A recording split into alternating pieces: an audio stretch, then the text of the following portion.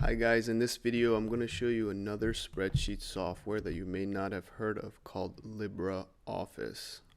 That's L-I-B-R-E Office, and specifically what we're going to work with is the Calc application. The Calc application is akin to Google Sheets, Microsoft Excel, etc. Okay, it's a spreadsheet software and it's got many of the tools, or actually all of the tools that you've come to expect from those packages. Okay, first off, let me show you how you can download this and install it.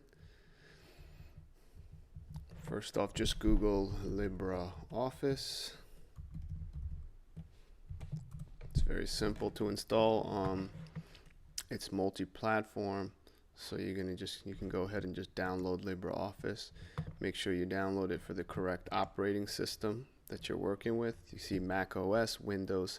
If you think you have an older version of Windows, try the 32-bit as opposed to 64, and I would stay with the slightly older version as opposed to the latest release, because this one's got all the bugs kind of worked out. Okay, so go ahead, download that, double click the setup file and you'll start installation. And then it's a whole suite, kind of like Microsoft Office. So you're gonna get like a word processing program, a database program, a spreadsheet software, and others. Okay, what I'm just focusing on is providing you an alternative to Excel and Google Sheets to do some of the work that you may need to do if you're having issues with those softwares. Okay, so let me now show you what it looks like once you open it.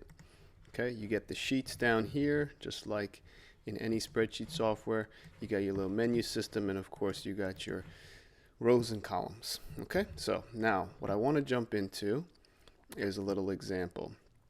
So I'm going to pause here and let this be a general video for how to install it. Well, introducing you to this. Perhaps you've never heard of this application, and it's free, by the way.